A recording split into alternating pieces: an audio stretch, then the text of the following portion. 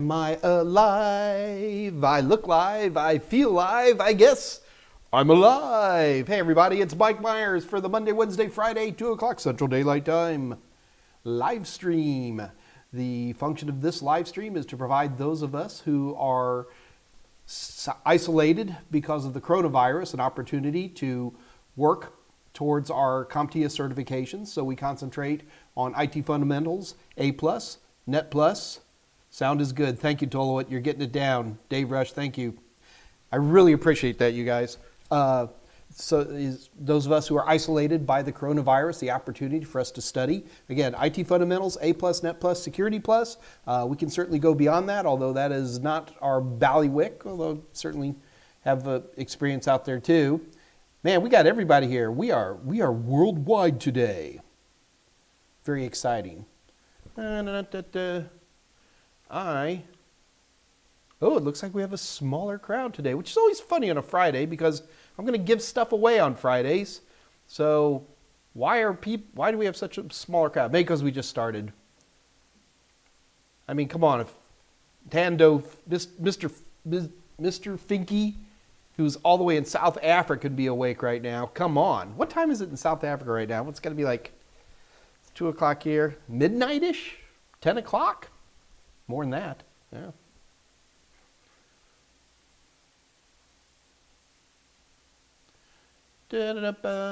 So quick little Aaron Humphreys, hi from Georgia. Georgia, United States, or Georgia, Russian Confederation? Oh, wait, not exactly right. Never mind. I'm going to back that up. Back it up. All right. Anyway, so we've got a lot of things to do today. I said we were going to do IPv6. We're going to try to get IPv6 started, but I did get some really interesting questions that came in yesterday. One of them is DHCP, which came up again.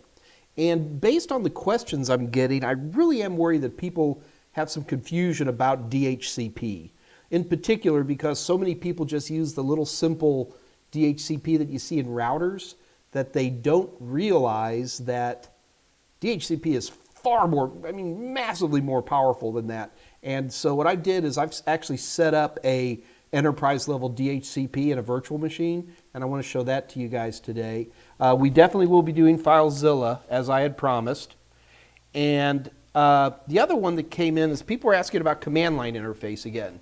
Now, when it comes to command line interface, asking me what is a command line interface is almost like somebody coming up to you and going, Mike, what's in your toolbox? I own a home, so I'm working on my house a lot, and I have a toolbox with a hammer and a screwdriver and a drill and all kinds of stuff in there, duct tape. And the toolbox itself isn't very interesting. It's the tools in the toolbox that get things done. So when people ask me, tell us about the command line interface, I get a little challenged by that because what I want to do is talk about all the cool tools inside the toolbox. The command line interface just gets us to a prompt where we can apply these groovy tools. So I'm not quite prepared to do a simplistic, what is a command line? I guess I could. We'll see what you guys say. Oh, Elaine's here. Elaine, I didn't get the tickets. Folks, Elaine Bassler from North Essex Tech is on today. Elaine, we had some problems. It's not a problem. Tickets are coming. We're getting Elaine set up. Got a nice hotel. We're in good shape.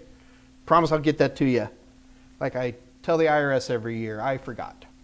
I am out of things to drink. That's not going to be good for 2 hours, but I'll do the best that I can. Okay. So let's take a quick look. Faria Lara. Yeah, this is not so much a class. It's just an opportunity. Jacob Grimes got some new names here. Always glad to see that. So it might be a smaller group. Oh, it's growing though. Good. Look, I don't care how many people show up. I'm hoping the people who show up have questions about technology and, getting certified and stuff like that. We're also more than glad to talk about career and stuff like that. Oh, we did get a nice piece of news. Somebody online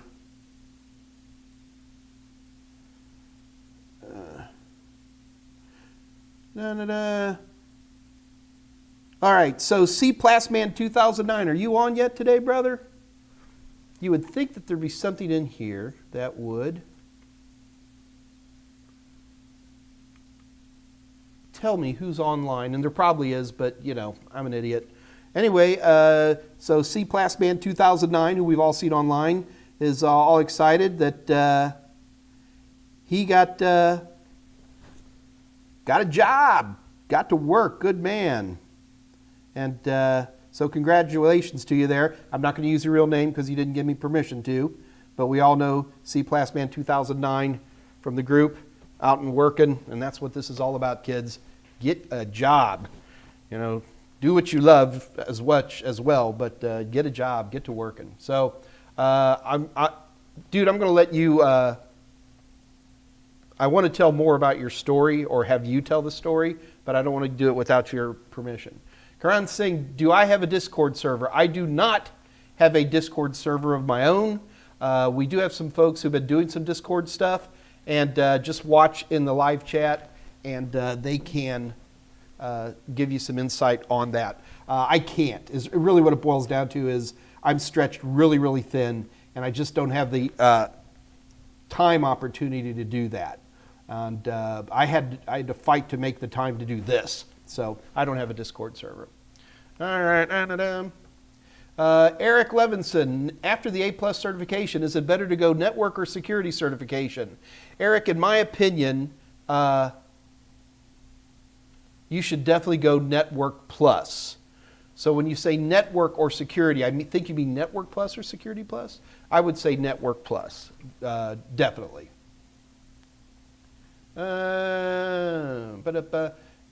Andy STL. Andy STL, is that St. Louis?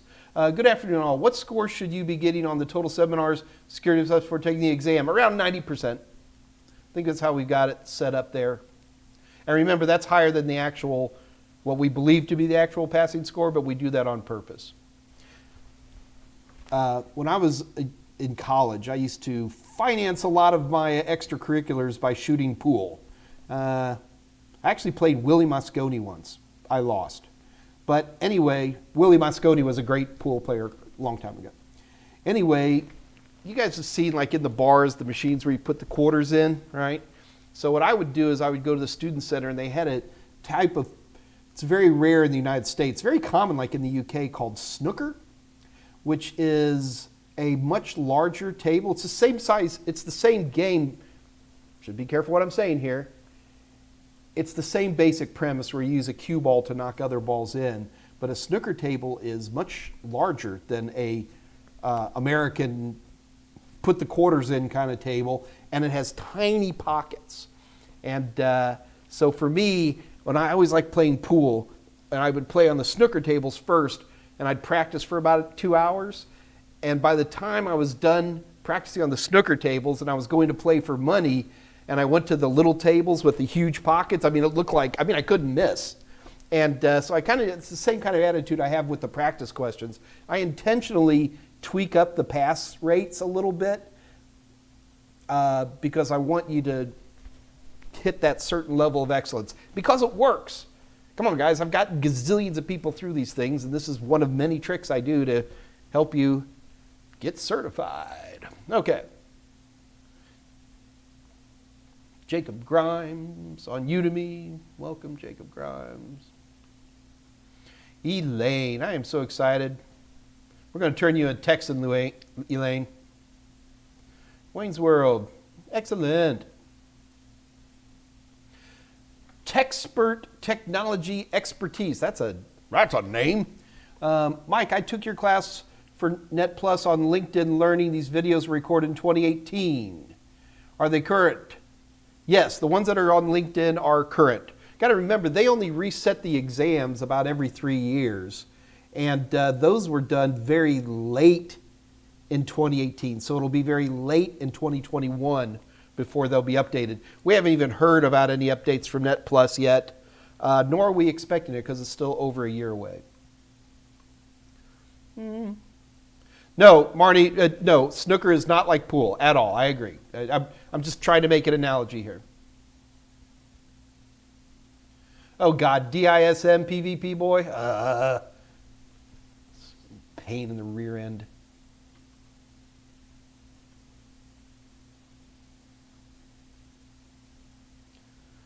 So CompTIA has a Discord server?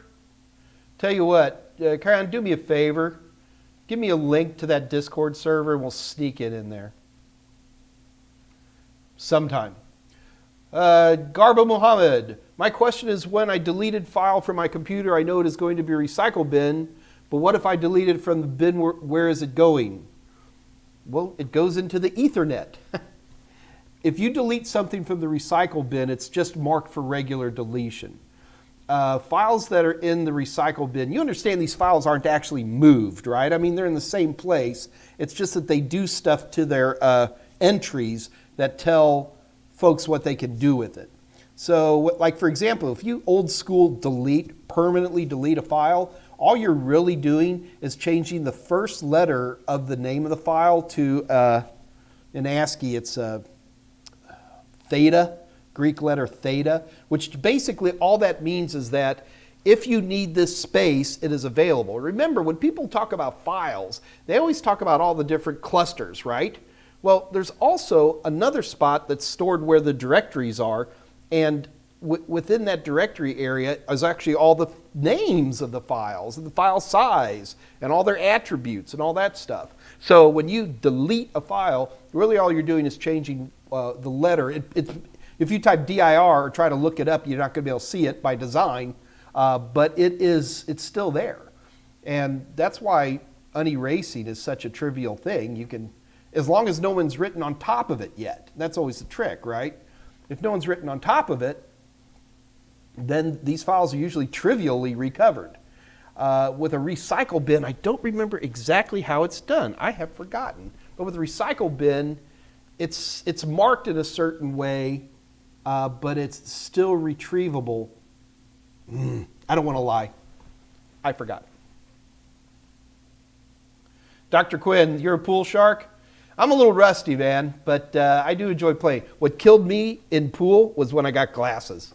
Man, the moment I got glasses, and of course I got those old man glasses that are like, you know, progressives. Yeah, it was hilarious. Like the first time I got glasses, I was in my early 40s, and there's these great local guys who do glasses here, and they're giving me my first eye test. I was like 43 before I had my first real eye test. And the kind were like, this and that. People who have glasses know exactly what I'm talking about. And so they're going through there, and there's the optometrist and then his assistant, right? And so the assistant's making notation while the optometrist is working. And the assistant goes to the optometrist and goes, so what kind of eyes, what's Mr. Meyers going to need, or something like that? Or what? So how do we think about Mr. Meyers? And the optometrist goes, I think that he's a progressive. And I go, I voted Republican my entire life. It was funnier before Trump. And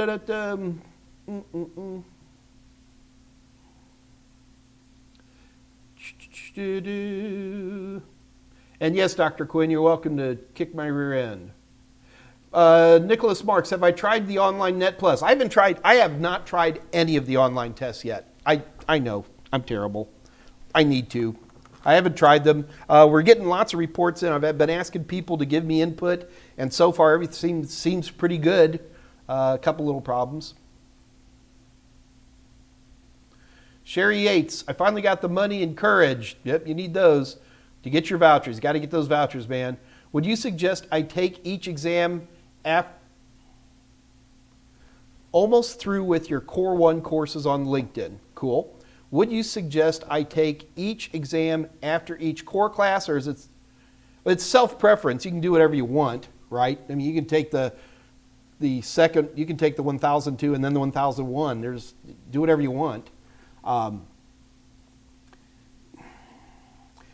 Take the first exam, study, take the first exam, then give yourself a couple more weeks to pound a few more practice questions, and then take the second exam. I'm really still morphing on this.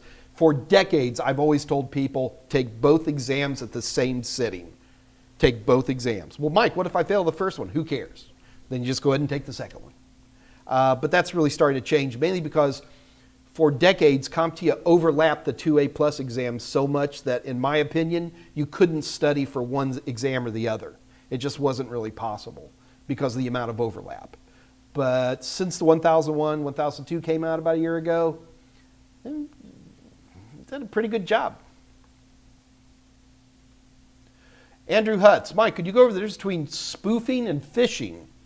Sure, that's easy. So phishing basically means phishing is almost always done through email, but it doesn't have to be. Phishing means I am going out and trying to get you to come in on something. So traditionally with email, phishing would be something like, I would say, I'd bring in a fake email from eBay, and it's a fake email, and it says, I'm sorry, there's a problem with your account, please log in. And my goal would be to get you to actually log in somehow to get that information from you, usually through a fake website. And it would be www.eboy.com, and you didn't look that close. Spear phishing is when I'm going to say something like, Andrew, have you checked your bank account lately? Where I'm actually using your name or something like that. I've got your name somehow, and I'm trying to use that to make you more comfortable for you to click on something you're not supposed to click into and make you type in a username and password where you never should. Spoofing is when I pretend to be someone else. Spoofing manifests in so many different places, it's not even funny. I can spoof a MAC address and create what are known as ARP poisoners to grab data on a local area network. I can spoof an email address and say, hi, I'm Bill Gates at Microsoft.com. So spoofing means simply when you pretend to be something that you're not. Does that help?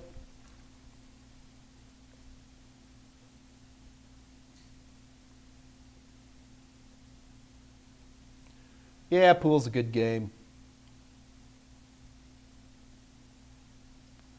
Do.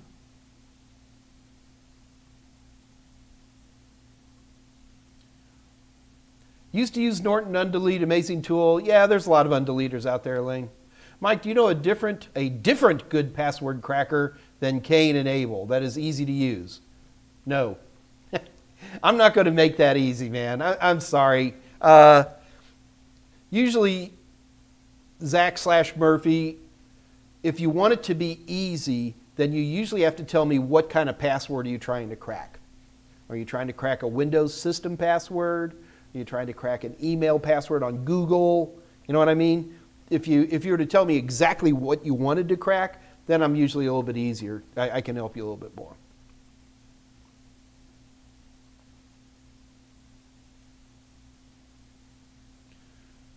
Sadat Hussein, love to get some training from Engaging Total Seminars team on Raspberry and Arduino. Well, you have to talk to my buddy Dave Rush about that. Yeah, we're probably not going to do that, Sadat. Sorry, man. It's just, you know. Eric Levinson, are the LinkedIn learning courses different from the Udemy courses? Nope, same courses. We put different fronts and backs on them. That's about it. Free Thinking Mind. Hey, Mike. Hey, Free Thinking Mind. Karan saying, I don't care if it's official or not, but here you go. I'm going to let's see what that's all about. Caleb Yanusa, Yanusa. Sorry, Caleb, I'm mauling your name here. Mike, got glasses in early 40s. How old are you now? 44. Oh, there's the Discord server, huh? Let me write that down real quick, because I'm never going to scroll back. No scrolling back. Discord.gg, whack, SY, capital B as in boy, 9S, capital E, capital M. I may just sneak in there for funsies. Thomas Robinson, hey Mike. Hey Thomas Robinson. Jorge Villa, how can I practice PQ on the security exam? Any labs I can create?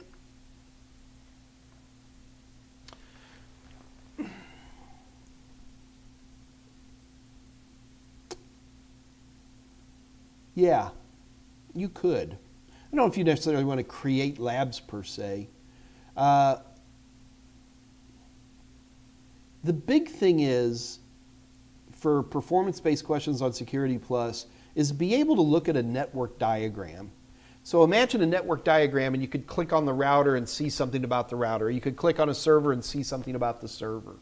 So most of the questions in Security Plus that are performance-based are, in my opinion, they look menacing, but they're wildly simple if you take a moment.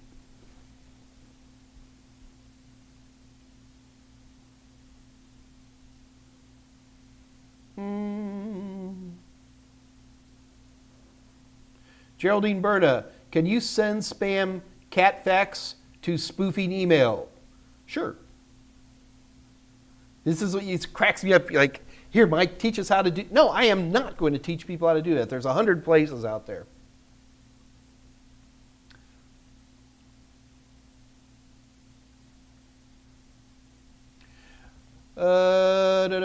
Sadat Hussein.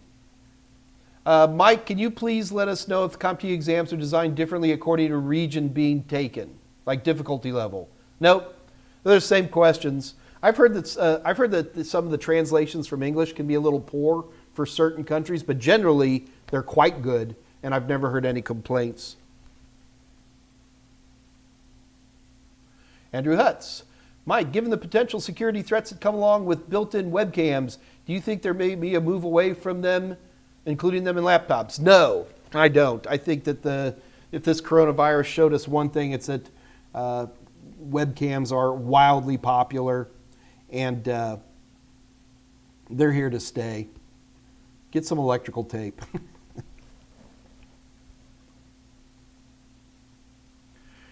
There you go, Sadat. Dave Rush is our resident Raspberry Pi maven, so he'll love to talk to you. I don't know how much, Dave, you know about Arduino, but I will certainly vouch for his Raspberry Pi skills. I'll give you a clue. He's going to make you install Raspbian. Transplant Health. Just got my ATT fiber optic. Can I use my Netgear router to extend the distance for Wi-Fi? Okay. Whether you had ATT fiber or dial-up, that's different from your other part. So a couple of things here, Transplant Health. Number one, I don't know which Netgear router you have. There is a possibility that you can use third-party firmwares, DD-WRT, OpenWRT. Is Tomato still around? These names are... It's actually firmware that you write over your firmware on the router itself, and they have extra features. Like most radios on home routers, wireless routers, the radios are turned down, way down, and they can turn it up. That's one thing. Again, man, I wish you'd have given me the model number. I could probably give you more information on that. You can use booster antennas. You can use the right kind of antennas. I shocked people that so many people, you could just move the antennas a little bit and tune them better for your type of layout can help. You can go out and turn the wireless off on your Netgear router and go get a dedicated wireless access point that's usually more tuned for stuff like that. You could consider mesh networks. They've been around now for coming on a couple of years with the still upcoming 802.11s standard. That could help a lot. These questions are usually so specific to the situation. And we are way outside of CompTIA by talking that deeply. Free Thinking Mind. I need to write an essay about associating the information security risk with problems related to technology and human beings. Woo! A little light topic there.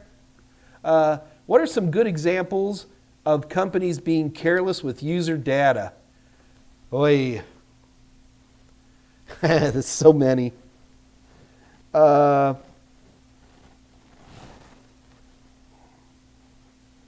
Companies being careless with user data. I mean, the biggest single problem, of course, which is why, things like HIPAA and Sarbanes-Oxley came along, those are laws here in the United States, is they just accidental exposure of personal information to people who shouldn't have it. And anytime we talk about a data breach, which happens far too often, that would probably be the single biggest problem. But little problems show up all the time. There's a fairly famous story about a dental office that was transmitting data over just a little Wi-Fi network, and this guy just sat out in the parking lot with a Pringle can antenna and intercepted all the free, clear data. Got a lot of stuff. Well, that could go on and on. I guess free thinking mind, the easier thing would be is, how have companies not screwed up? And the answer is, there is no way they haven't screwed up. Let your imagination fly, and you can find a example. Karan's saying, the actual one has 4,000 members. That one only has 150. Is there another one? All right, well, if I wrote down the wrong Discord server, somebody's going to have to give me another address.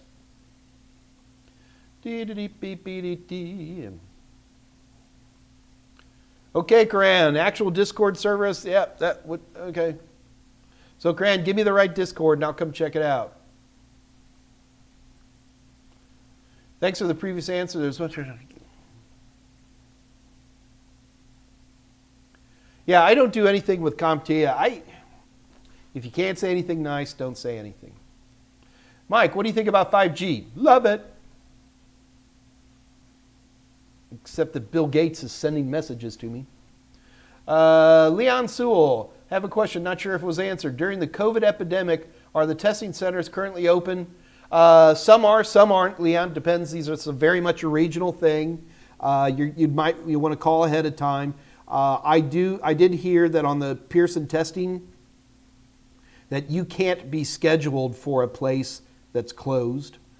So you might want to check that out. And also, Leon, they're doing online testing now where you can literally take a test at home.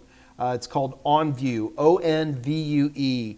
And just go over the Pearson VUE website and check it out. Just realized.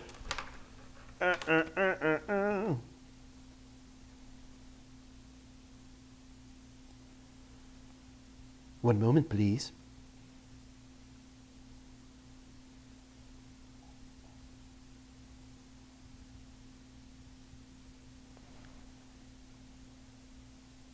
Oh, okay. Cool. Sorry, just checking, making sure I'm getting the emails covered here.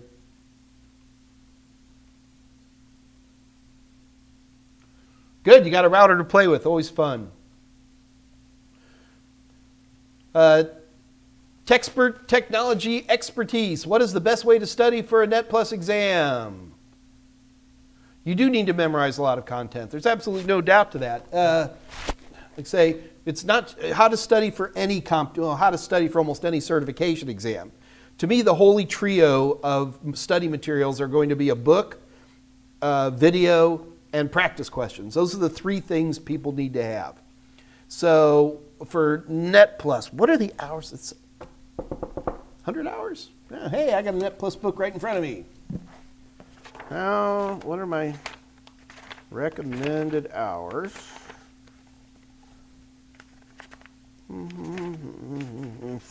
Yeah, 120, which is the same as for A+. So I recommend you need 120 hours of study time for the Network Plus. Now, if you're a networking genius, that number is going to be a lot smaller. If you are a rote newbie, you could probably add 100 hours to that. So you take the amount of time that you need to study in hours. In my book, I put a nice table down based on, see, of course, I closed the book. Yeah, look at that. So, I don't know if this can actually show up. No, it can't. I should pull that off.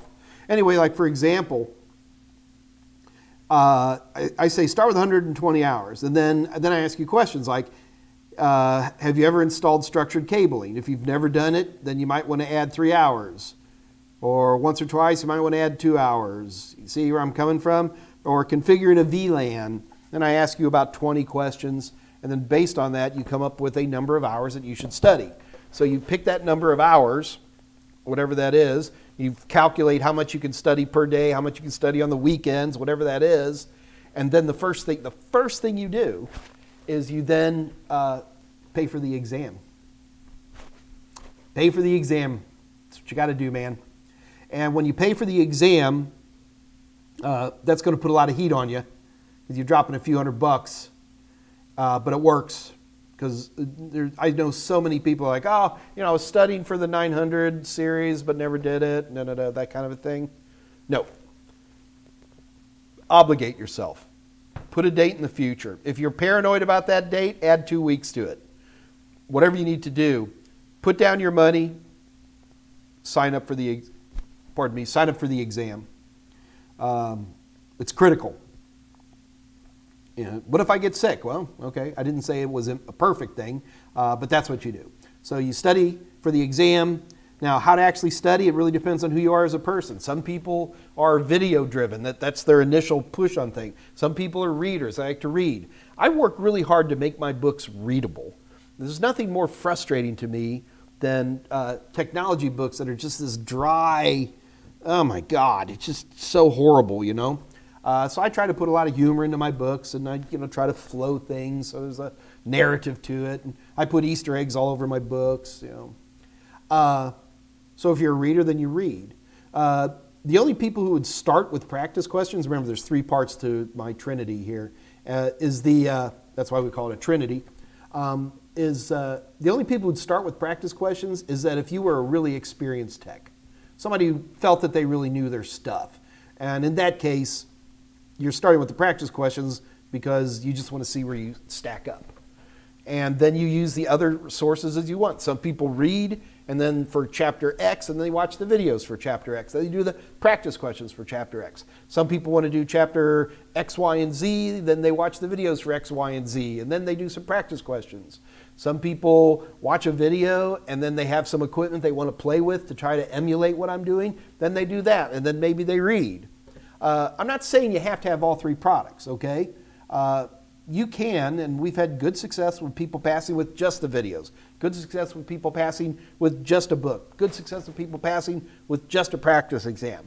What I'm telling you is if you're paying $400-ish for like A+ and pushing $300 for Net+, I'd rather have you grab a few extra training materials at the beginning and so we can avoid retesting. Look, people fail exams all the time. I have failed at least 1/3 of all my attempts of all my certifications exams I've done over the years. But the bottom line is that if we can avoid that, because it's a hassle, it's that sense of failure. Look, it's not an SAT, it's not your O levels, but it's inconvenient to retake it. Nobody's ever going to say, oh, well, how many times did you take the exam? Nobody cares. Nobody even cares what your score is. We just want to get you through. All right. So how's that for Techspert technology expertise?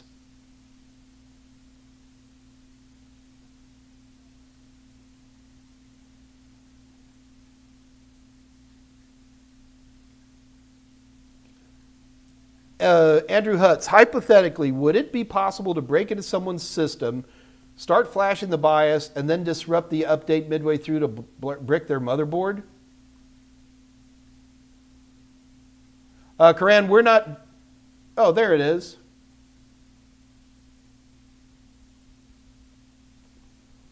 So Scott Jernigan, the Discord server.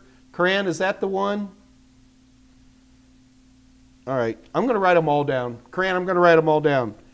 BYBZ3B. And they're all discord.goodgame, right? BYBZ3B. And Scott, I'll grab that other one off of you later. Okay. I'll show up on one of these times, see what happens. Gee, Andrew, would it be possible to do that?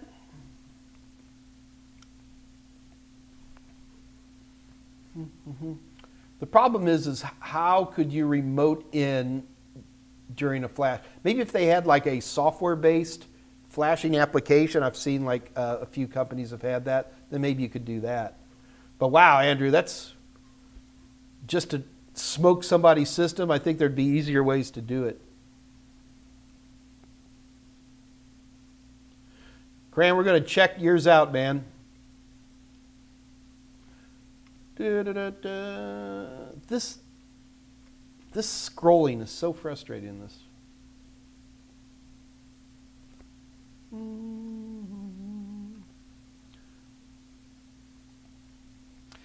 Edward Fobel. Oh, you guys are talking among each other.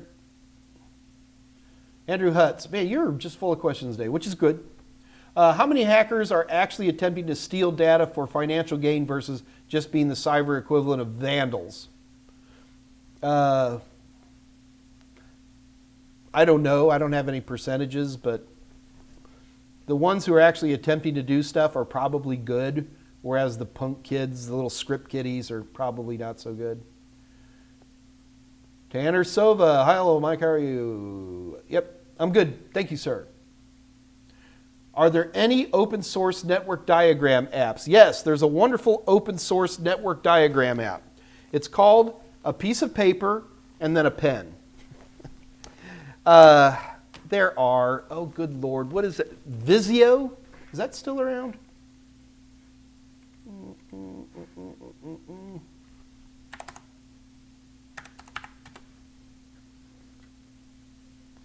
Yeah, check out something called Visio, Microsoft Visio, VISIO, and here there's something called a free Visio alternative called LucidChart. And these are certain tools that do it. I am so comfortable with PowerPoint, I do almost everything in PowerPoint.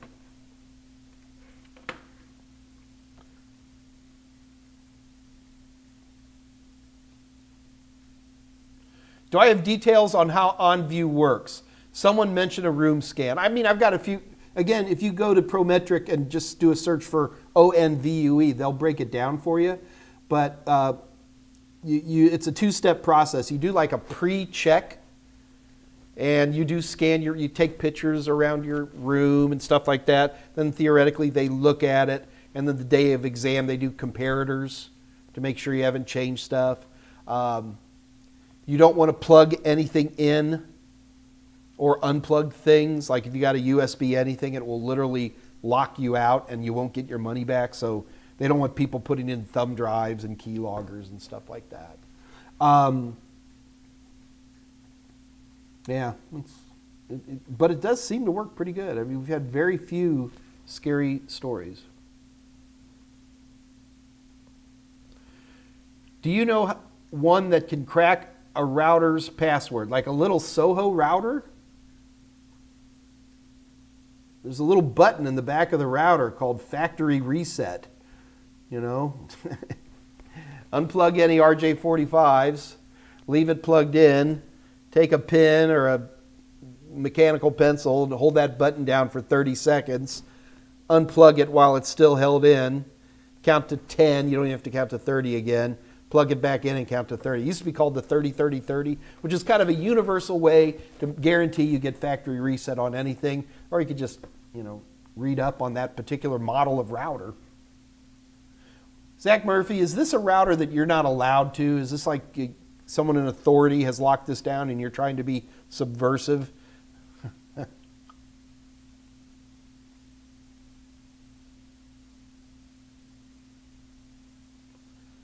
Is what in the A+ book, Geraldine? I'm getting a lot of questions today. I'm getting a little, this is so confusing. I actually have some good demos today too. I'm going to gamble, Geraldine, you can figure that one out. Paulie, I'm taking my 1001 test tomorrow. Any final recommendations? Stop studying. Take a break. You know, just kick back. Play a computer game. Drink a beverage that is age appropriate for you. Binge watch Mad Men, but disconnect for a little bit.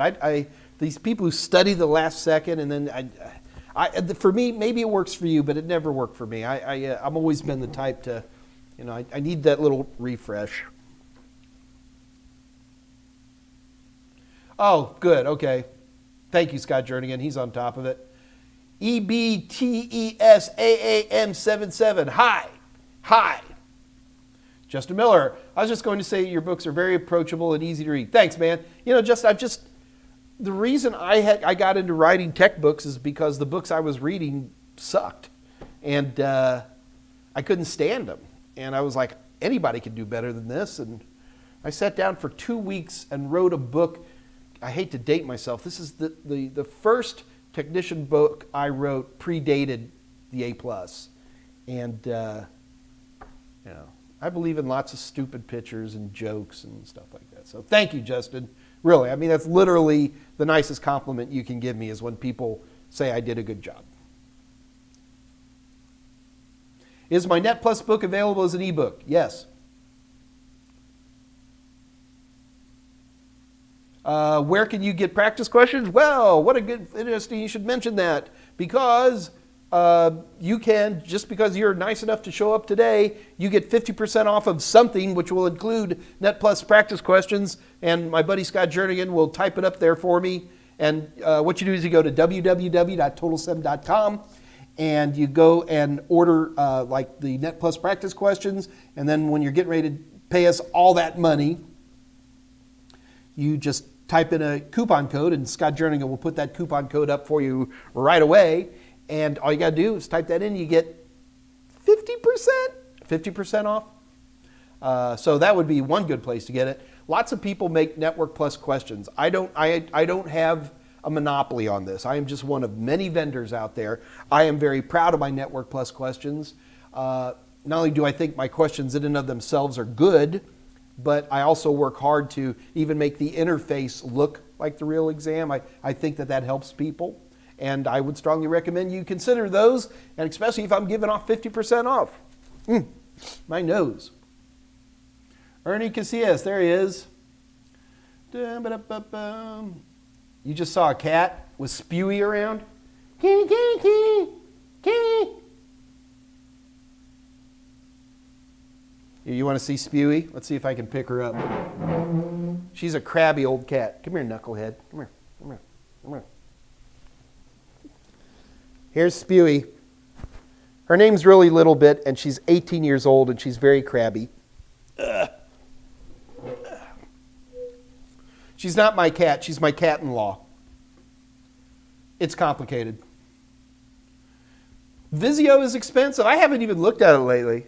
Oh. Spewy the cat. Hey, Scott, can you put up the discount for today? I forget what it is.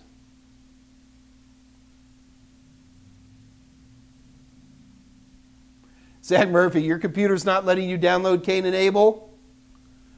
So Zach Murphy, you have a password on this router. Okay, Zach, just hit the factory reset button on the back.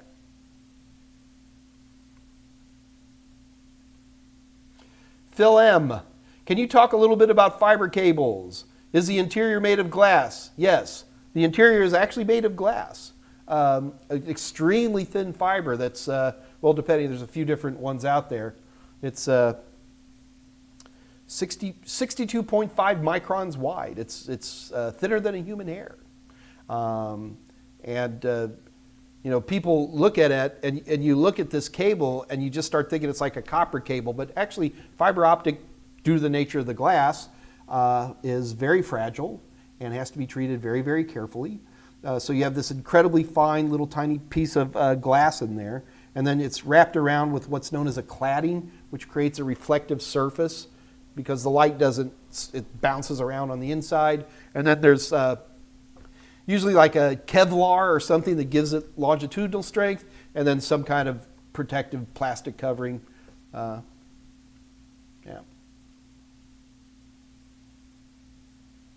Fiberglass.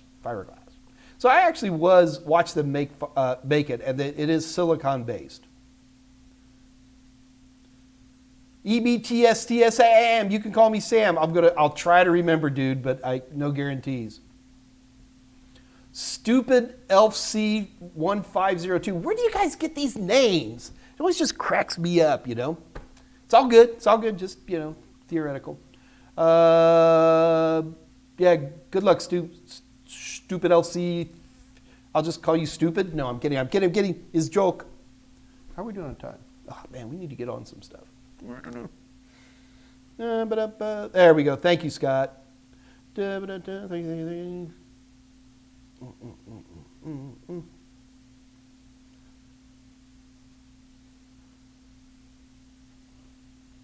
You think Spewy the cat is beautiful? Then you think I'm skinny and have a thick head of hair. That cat is just the definition. You open up your dictionary to the word ugly, and that's it. Yes, I'm talking about you, looking right at me. Okay. Where's my ASUS? It's around here somewhere. All right. So let's get on some of the email questions that I had today. In particular, what I wanted to do was people had questions about FTP. So, people always say that FTP is dying because we have things like, so many cloud-based tools out there now that we can just come with our systems. Like, what do I have just on this system here? So I got Microsoft OneDrive. It's a Windows system. Dropbox. There's so many more. It's not even funny. So the idea behind FTP, File Transfer Protocol, was a methodology where you had machines up there that simply you could upload or download files. That was it. And today's cloud-based services, do they make FTP less important? Yes, they do actually, but lots of people still use FTP. The problem with the original FTP, which by the way ran on ports 20 and 21, if you get a CompTIA question, they ask you about what port does FTP run on, you say 21. But it really runs on 2 ports. If you're running in non-passive mode and active mode, it runs on port 20 and 21. Okay. The problem with FTP is that it's unencrypted. It's in the clear. Even the logging in, the initial logging in, username and password is in the clear. But the problem is so few people have done it. I actually thought it might be fun today, and I've got it all set up to actually run FTP. So like with any tool, you need a server and you need a client. If you want to get on the web, you use Firefox or Edge or Chrome or whatever it is. That's the client.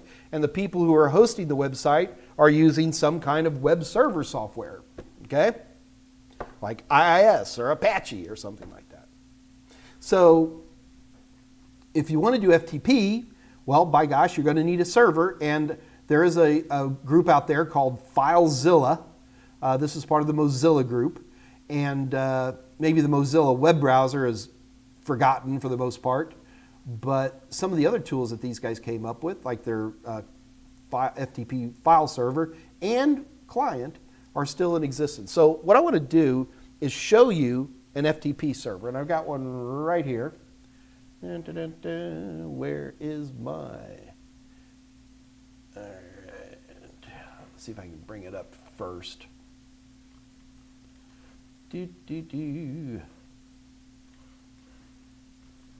All right, so this is an example of a FTP file server. This always cracks me up. I love this because people are like, wait a minute, Mike.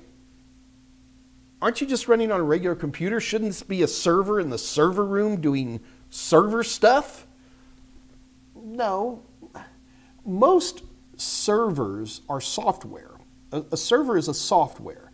But if you have a piece of software that you're asking gazillions of people to access it, and those people really want to access it and it can't go down and the data has to be protected, so we tend to have these more robust rack-based systems that have lots of CPUs and redundant power supplies and all that kind of stuff. Not because the software needs all that firepower, it's because so many people access it is why it needs the firepower, and because we want it to always be up and running.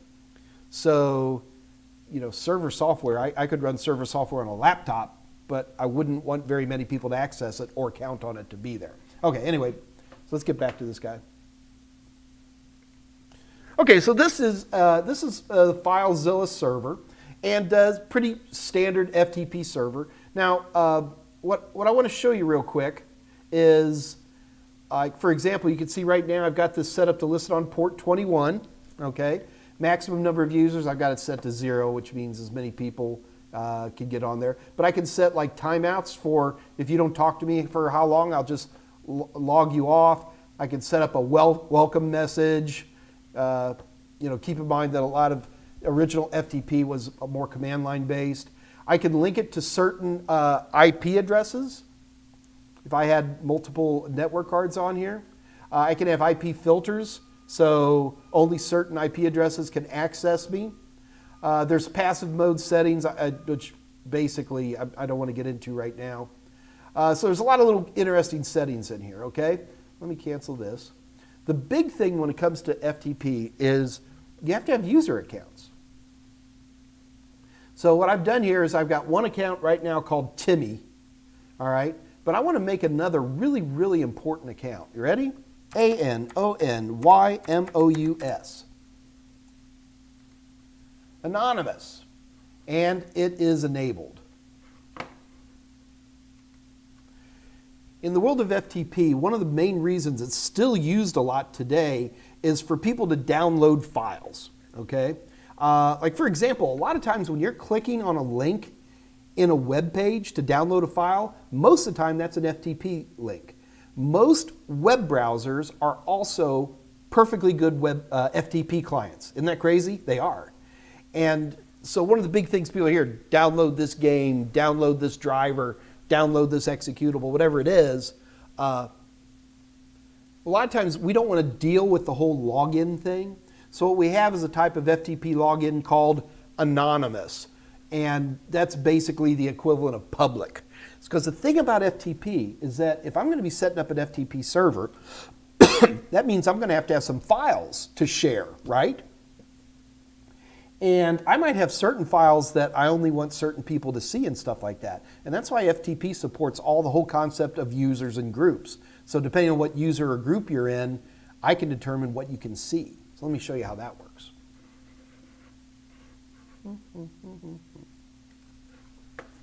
All right, so if you look here, we have this thing called shared folders.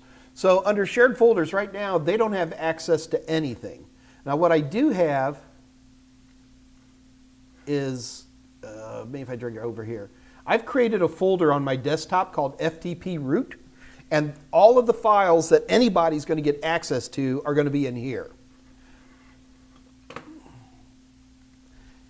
With FTP, you set aside one specific folder and you put all your stuff in. It's not like you're sharing your C drive, folks, okay? It's not how FTP works. All right, so here we go. So shared folder, what I'm going to do is I'm going to add a shared folder under desktop, under FTP root, and I'm going to call it public because that's what Anonymous wants to get to, and I'm going to call it public. And what they can do in here is they can read, but they can't write and they can't delete. Get the idea? Now, we also have your directory structure underneath here. So if they want to, they cannot create a directory, they cannot delete a directory, but they can see what's in that directory, and then at the very bottom, they can also see what's in any subdirectories. So a lot of times with FTP, if you've got all these different types of setups for different types of people coming in, this is a very convenient methodology to allow different levels of control on stuff like that. So this is probably one of the main reasons FTP is still alive and well out there. Okay, so what I've done here, I'm going to hit OK. And so it looks like I'm up and running. Okay. So I've got a Timmy account and anonymous account. Okay, so what we're going to do now is I'm going to just minimize this, and let's bring up an FTP client. So in order for me to access this server, I need to use an FTP client. So on an FTP client, the first thing I have to do is type in the FTP address for it. Now, because I am on the same computer, I'm just going to use the loopback address or the localhost address. So, well, before we do that, let me show you something kind of fun. This better work.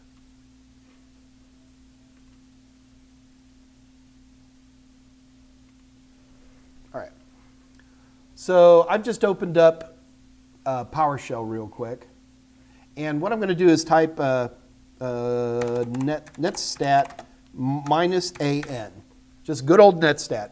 Minus A, show me everything, and show it in numeric format. So let that scroll by. Let's scroll back up to the top because I don't care about all this goobity-gock. And if you look right here, it might be kind of small. Is there an easy way to make this bigger? font, bigger, even bigger. Oh yeah, there we go. So if you can see right here, I am listening. I am listening on port 21. People always forget, if you're installing a server, that means you're going to have to be listening on some port number. And running tools like Netstat or TCP View, these programs allow you to see who's listening on this machine. I've installed a file server, therefore I better be seeing port 21 listening. I installed an FTP server, therefore I better see it listening on port 21. If I went in here, oh, that's going to be one of my questions. All right, you guys ready to have a competition? First competition, we'll get right back to FTP. So, you guys ready? We're going to give away the book of your choice. If I can deliver the book to you, fantastic. Well, of the Mike Meyers, Scott Jernigan title books. If I can deliver the book to you, we'll do it that way. If I can't, I'll give you an Amazon card. Are you guys ready for the first competition? Geraldine, what is listening? If it's a server, servers are waiting for people to make requests. Therefore, any type of server program, a web server, an email server, a DNS server, whatever, has to listen and wait for those requests to come in. If you see you have a listening port, you are serving on that port. Okay, you guys ready? Here's the question. Big competition. If I had a secure web server installed on this machine and I ran a netstat -an, what port number would I be listening on? Okay, I'm ready. Go, first one to answer. Somebody needs to type in a port number. First one to type it in wins. And if you're a ringer and you've won a bunch of books, stop competing, let other people compete. There we go. We already have a winner. Ah, that was too easy. Nice try, no cigar. Nice try, no cigar is the winner. All right, yay. Nice try, no cigar. Well done. Nice try, no cigar. You have won yourself a Mike Meyers / Scott Jernigan book of your choice. All you have to do is contact Kathy Yale. Scott Jernigan will type that in for you into the chat.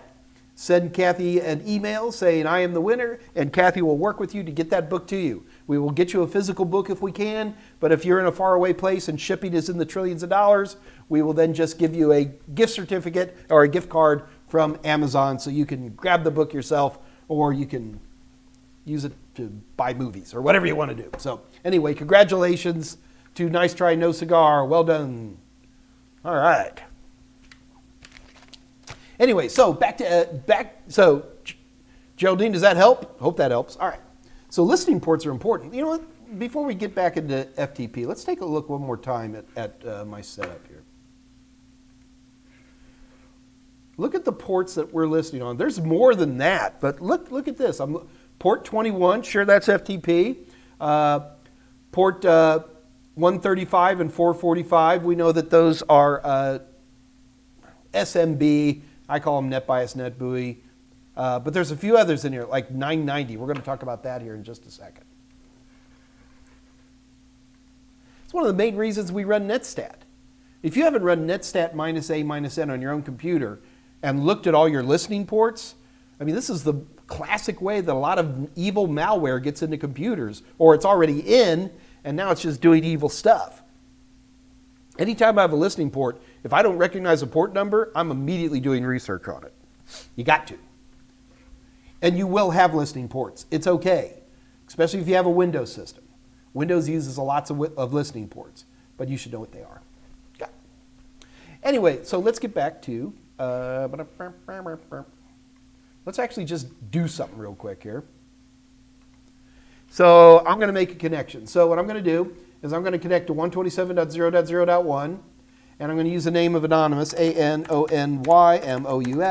There is no password. I'm going to put in port 21 and do a connection. Oh, that's not supposed to show up yet. I got to show you because it popped. What's happening here is it's asking about a certificate, that the FTP server is passing a certificate. So I'm going to go ahead and say OK, because this is actually the encrypted part of FTP I was supposed to do next. Doggone it. There, you can see the whole certificate there. All right, so I'm just going to click on OK, and I'm going to accept the certificate. And the moment that happens, I am now connected to the FTP server. So what you're seeing on the left-hand side, these are just my local folders, like on my regular computer. On the right-hand side is the remote connection. And you can see all I have is one little picture called switch.png. That is all there is. Grr, a couple of things happened there I didn't want to. But it's okay. It'll still work. Where is... So the big problem with FTP is that it's unencrypted. Well, it used to be unencrypted.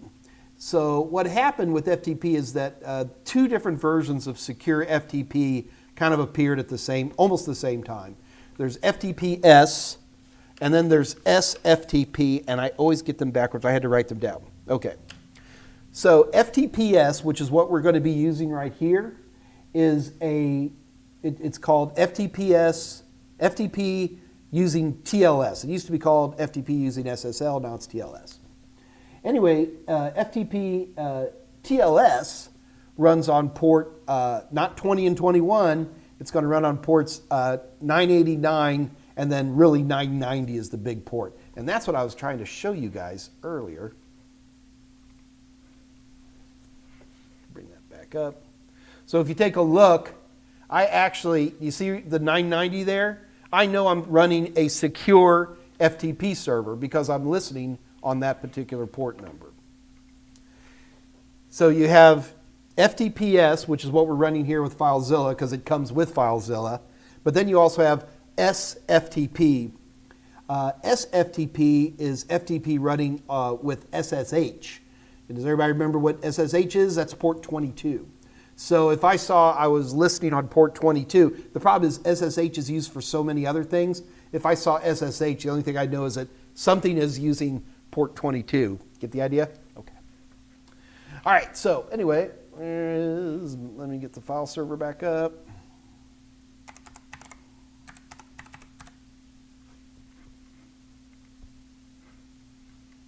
Get that in the corner so you guys can see it. All right. All right, so I brought back the server software itself. Here, I can minimize that client behind there. Isn't it cool that I'm teaching myself FTP using completely free software and one computer? Yes, you can do that too. All right. Yeah, it doesn't like the fact I'm behind a NAT router. We can talk about that in a sec. Anyway, so let's take a look at some of these settings. In particular, what I want to show you is FTP over TLS. So if I click on this, I did have it enabled. I was supposed to turn that off. That's why that stupid certificate showed up. Anyway, it says enable FTP over TLS, FTPS. And if I want to, I can say only accept FTPS. Don't accept old school FTP. And then we had to get some certificates. And this thing nicely allows you to generate a certificate right there. And then it'll populate the certificate and you're in good shape. Why do I feel suddenly people are going, ah? Guys, FTPS uses TLS, okay? So transport layer security. TLS uses a certificate. Sometimes they'll even use, I'm not going to make it complicated. It's the same thing that your web servers use, okay? So a certificate is nothing more than a public key that has been digitally signed by you. That's it. Now, it's not a fully signed certificate. It's not like I didn't get a VeriSign certificate or anything like that. That would have cost me money. But it's still a legit certificate. And when we were on the client, it actually said, it's not a signed certificate. But anyway, it's kind of cool because people think certificates are these magical things. They're not. They're just public keys with some extra goo on them. That's it. Okay, so we've got this key in here. And then now my FTP server is not only an FTP server, it's an FTPS server. Luckily for me, the FileZilla client was able to see the certificate and accept it, and I could log in and connect and do everything great. So that's kind of a quick touch on what FTP is all about. That was fun though, wasn't it? It's all free. Download a copy. play with it. Yeah. Don't even need two computers, do you? Just remember, just connect to yourself is all I'm doing with localhost 127.0.0.1. Coolio. All right. Let me see if there's any questions on FTP. Dan Johnson, Mike, your videos are awesome. Thank you for making them. You're welcome. Mike, is there any Cisco certification similar to Security Plus? Gustavo, I don't know. Stupid Elfie 1502, can you please explain ECC, like ECC RAM? ECC stands for Error Correction Code. Sure, we can do this real quick. So basically what happens is RAM is byte-wise, which means it's 8 bits wide, all right? When you ask people how much RAM they have, you know, they never say 16 gigabits, they always say 16 gigabytes, right? Because that's like the smallest word, God, I shouldn't use word, the smallest chunk that we're dealing with storing stuff in memory is always a byte, okay? But RAM, like any other man-made device, can go bad sometimes. And sometimes it can go bad on the fly, although it's astronomically small chances of it doing it, it theoretically could. So back in the old days, we used to have what was called a parity bit. So a parity bit would basically, it would be called either even or odd parity, and you got these 8 bits. So within these 8 bits, some are set to 1 and some are set to 0. And then the parity bit, if it was odd parity, it would either be 1 or 0 to make them all odd. Like if there were 4 ones and it was odd parity, it would set itself to 1, so it would be odd. If it was even parity and there were like 3 ones, it would then set itself to 1 to make it even parity. The idea is that in binary math, that's a pretty good way to guess if something is good or bad memory-wise, because you got these 3 bits, you got even parity, you got 3 bits turned on, one of them goes, the light bulb burns out, and all of a sudden there's 2 and the parity bit's still on. Pretty good chance that byte of RAM's bad, okay? Error correction code is much more aggressive than old school parity and far too complicated for me to want to go into a lot of detail on. There's a wonderful Wikipedia article on it, actually. Error correction code can predict up to 2 bits of error. That's all it is. So you can buy RAM that doesn't have any kind of parity or ECC, or you can buy what's called ECC RAM. ECC RAM is very expensive, and they literally tend to be taller sticks because they have to put extra chips on there to do the calculations. The only place you'll commonly see ECC memory is in like server systems. Nobody else would bother with it. It's just that RAM doesn't mess up that much, and so we don't bug with it. So, oh, and the other thing is you can't just, like if you have a motherboard that's not designed for ECC RAM, don't think you can go to the store and put ECC RAM in it. Here's the scary part. It'll fit, but it won't work, okay? So you have to have a motherboard that is designed to use ECC memory, and then you have to buy ECC memory. If you have a regular motherboard that uses regular RAM, you're just going to put regular RAM in it, okay? Hopefully that answered your question there for you. Stupid Elfie 1502.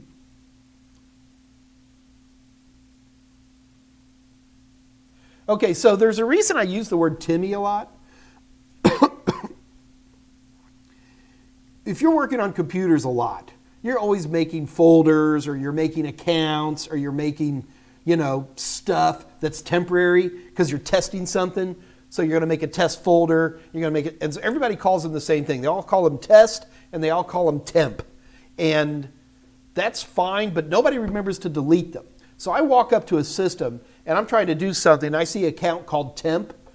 I'm not going to jack with it because they might need it for something, but I know, and you, if you work with me, you know that if you ever see a folder or an account or anything named Timmy, just go ahead and delete it because it's something I made temporarily and you can get rid of it. And that also means that I could never, ever, ever hire a person named Timmy. That's why I use it all the time. There's not anything too secret about it. Edward Robinson, file transfer. Edward Floby, ever consider hosting a yoga lesson for tech nerds with mechanical keyboard ASMR? Do you want me to talk about my keyboard like this, Edward? I know what ASMR is. No. You terrify me with that thought. Okay. There we go.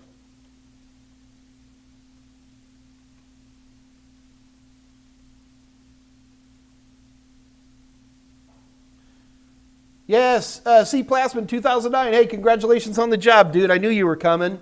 The problem is you have to research those ports. Netstat -AN. You have to research every one of those port numbers one at a time.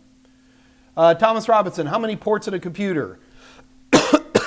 I think you should be asking me, Mike, how many TCP ports can there be in a computer, or TCP/UDP ports? There can be, it goes from 1 to 65,536. The first ports from 1 to 1024 are known as the well-known ports. And the well-known ports are the ports that we use for things of well-known applications like HTTP and HTTPS and FTP and FTPS and SSH and all that stuff. That's the 1024. Then the next one are the, I can't believe I've forgotten what it's called, registered ports. You can tell how important this is. So from like 1024 to, oh goodness sakes, spewing. What are you doing, Kat? Now she likes me when I'm on the live stream. Somebody look it up. Registered ports go up to what number? I forget. And then after that are the all the rest, which goes up to 65,536. There you go. Karen's saying, "Help! Thank you for helping me out there."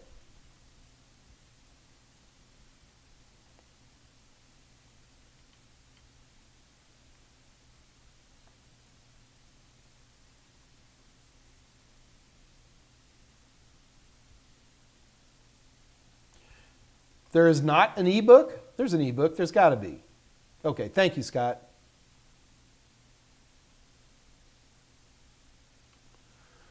G Singh, you took a week off. Yeah, G Singh, like I said, it takes most people about 120 hours of study time. So that'd be, maybe if you don't sleep. But yeah, but the thing is about most certification, to me, you should be working. You should have a job, okay? So certifications are something that you're doing nights and weekends. If you can take a week off, fantastic. Unfortunately, more of it. I'm being cat tortured here. But yeah, it's a night and weekends kind of thing. Justin Miller, can you explain different kinds of wireless antenna? Can I do that off the top of my head? Probably. Sure wish I had some pretty pictures.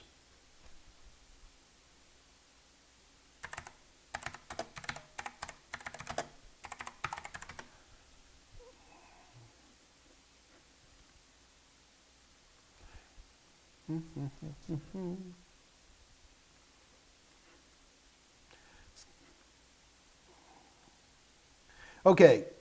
Let's see if I can steal from somebody here.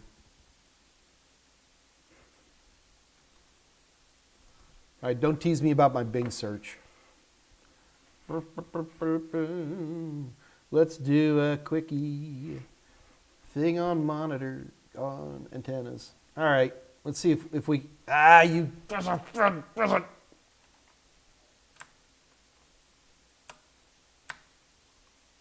Okay, so let's go starting here on the left. I'll move this so you guys can see it. First one is what they're calling a vertical or a spiral. I don't like either of those words, and neither does CompTIA.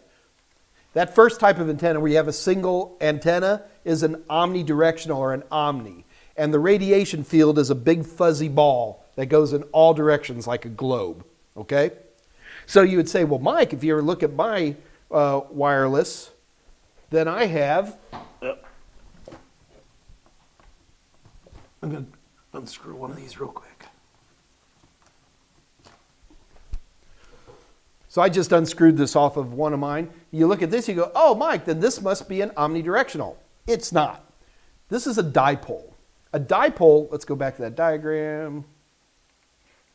So a dipole has where there's two antennas in opposite directions. All right, so it's like two omnis. So that would be an example of a dipole. A dipole, so those antennas are oriented like that. Most dipoles are oriented up and down like that.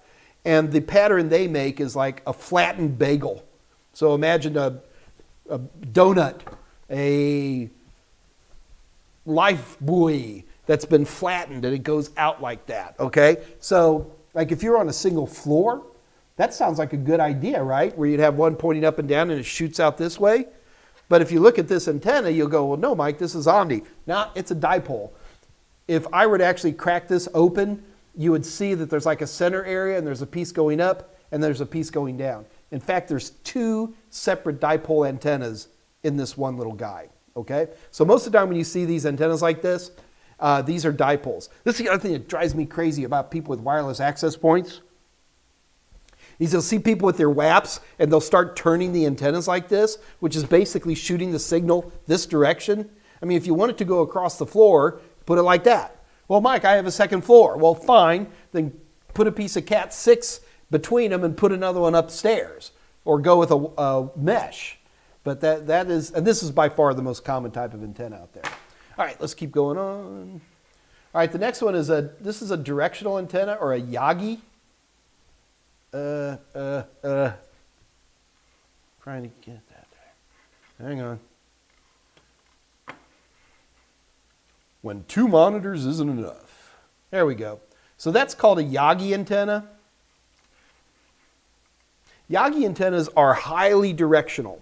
And a Yagi antenna will shoot a signal that looks like, take a football, except stretch it way out. They would call that the Fresnel lens. You're never going to see that word on a CompTIA exam. But the Fresnel lens, and these are the ones that shoot, like if you wanted to shoot down a hall, or if you had a boathouse and in the back of your yard, because all Americans have boathouses, right? And a garage, how's that? And you want to shoot between two buildings or something, then you would use a Yagi or directional antenna. The last one, I'm not even sure I have one of these. All right. This particular, and I just pulled this up quick, guys, so bear with me. Anyway, here's a parabolic, which is also highly directional. Same animal. Then the last one, for some reason, this is an ugly picture this is called a patch. Patches are really, really popular in office buildings and such, because what a patch will do is that it just, remember how the omnidirectional shot out like a globe? Well, imagine half a globe. And that's what patches do. And you've probably seen patches in a lot of homes, offices and such, because I can put it against an outside wall and it'll project in and hardly shoot anything outside. So the questions you're going to run into on A+ and Net+ like that are very practical. You know, Bob needs to shoot down a hall. You know, Jane doesn't want anything to get outside. Joel is in space, you know what I mean? And so the questions are actually quite simplistic in my opinion, and based on what I just told you, you shouldn't have any problems whatsoever on anything on the exams. You know, the frustrating thing is I bought a new monitor and it's a 4K and my old monitor is a 1080. You ever tried to move a window between two of these? It can be wildly frustrating.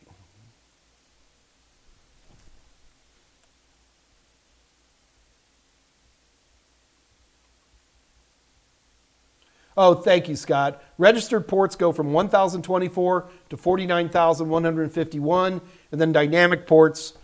Dynamic ports are what are used by individual clients. You know, we always talk about port numbers that servers are listening to. How do we get the data back? Like if you've got a web browser open, it's got 3 tabs, how does the data get back to the right page? You got 3 tabs open, and it's because it uses the dynamic ports, 49,152, 65,535.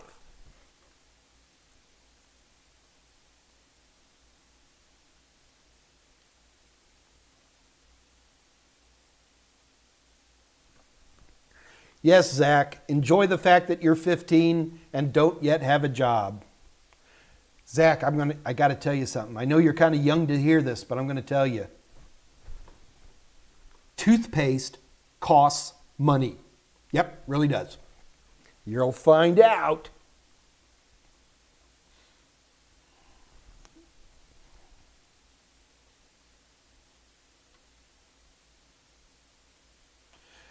G Singh, do I need to know the speed as well when studying for Wi-Fi?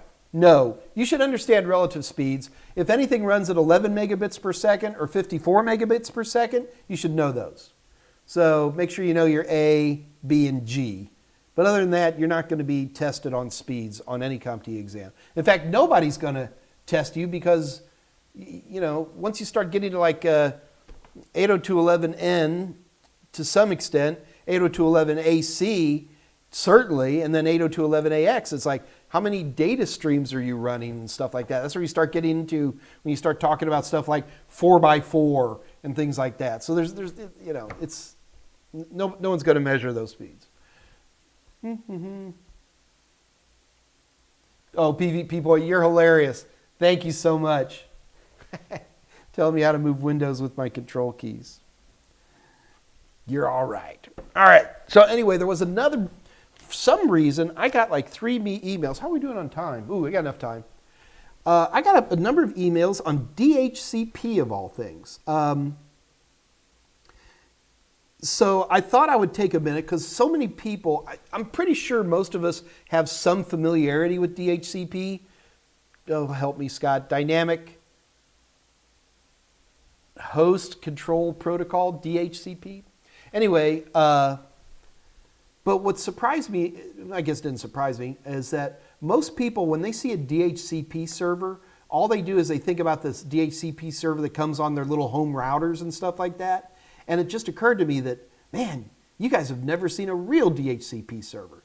So I took a moment and I fired up a virtual machine and I put a copy of Windows Server 2019 in it, which comes with an extremely enterprise level DHCP server. And I thought you guys might get a kick out of seeing something like that. So let me show you what a real DHCP server looks like.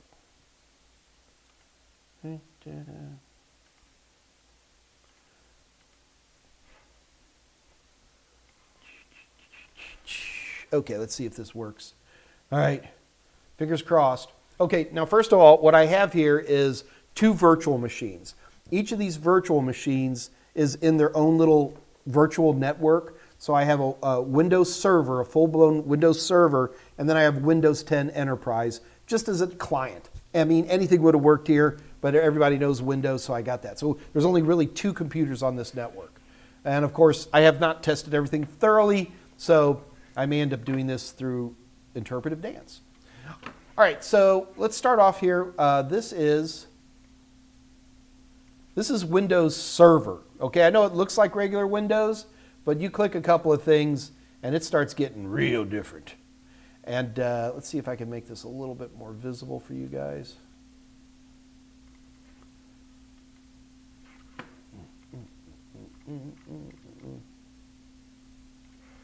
Like for example, when I click here, you can see there's a whole bunch of stuff that you've never seen before. So like one of the things I'm going to do right now is I'm just going to type in, I've already installed the DHCP server. Whoops, wrong one, doggone it. No, I didn't, that's the right one. So can you guys see that? So this is a DHCP server that's built in. It's really small. Let's just fire it up, then we can really look at it. Okay.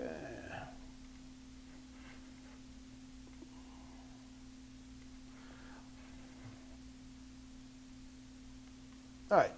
So this is the DHCP server that comes with Windows Server. This is an extremely powerful guy. I'm going to make it even a little bigger so you guys can really see this.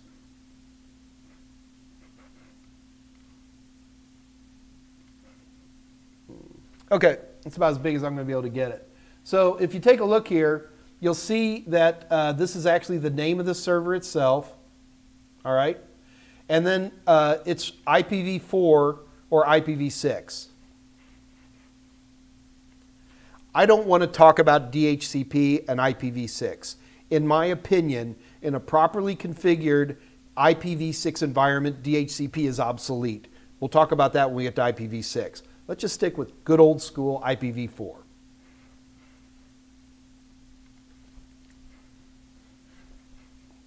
Close that goo.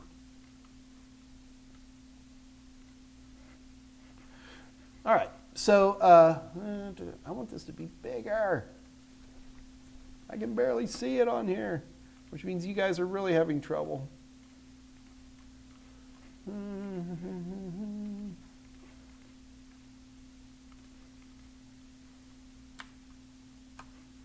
All right, that's as good as I'm going to be able to get it right now, kids. Sorry. I keep wanting to do that, but that's just making the box bigger. All right, so important. The first thing is that you create what are called scopes. If you've set up a DHCP server on a regular little home router, you know that the home router, you set the LAN address, and it's going to be 192.168.0.1. Okay, that's the LAN side of the router. Got it? So as the LAN side of the router, that's your default gateway that everybody needs that information. Got that? But then you're going to say, well, what am I going to pass out? And you'll usually be like a start and an ending address. So I want to pass out 192.168.0.100 to 192.168.0.200. Okay? So that chunk is the pool of addresses that you're going to be leasing out to people. Now, on a regular home router, you just have one pool. But with an enterprise level DHCP server, you can have lots of pools. And each pool is a scope. You have to remember that, because if you can pass out more than one scope, you can do some very, very interesting things. All right, back to the picture. So I've got this scope right now called Timmy. Yeah. And the address pool on it goes from 10.0.2.30 to 10.0.2.50. So I'm only passing out 20 IP addresses. Well, 21, I guess. But Mike, assuming that you have the 10.0.2 WAC 24, don't you have 255 addresses, 254 addresses from 1 to 254? Yeah, I do. But when I'm setting up a DHCP server, the number one thing you need to remember is that you're going to have a lot of static addresses.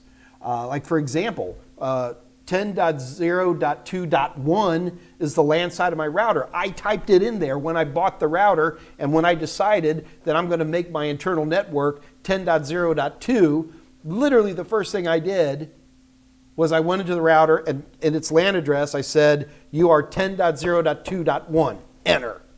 Got it? That's why, people are like, where do these network IDs come from? Well, they come from people who's arbitrarily picking a value and typing it into the LAN side of a router, and that's where these all come from. Especially with NAT and private addresses, who cares? Okay, so that's the first thing I'm going to do. The second thing is that in any network, even in a small office, home office, you're going to have a lot of devices that you don't want to be DHCP clients. You're going to want them to be statically configured. If you have a wireless access point, you want to set that up statically, okay? If you've got any file servers of any servers of any kind, internal servers, you want those to have static IP addresses. If you have IoT devices, cameras or thermostats or whatever, most of the time it is to your benefit to configure those with static addresses. Literally go in there, first time you configure them, and you type in the address. Oh, and by the way, you have a piece of paper where all this is written down, or a Word document, because nobody ever remembers this stuff. The reason, well, I would hope that it's obvious to you why the LAN side of the router, your default gateway, is a static IP address. But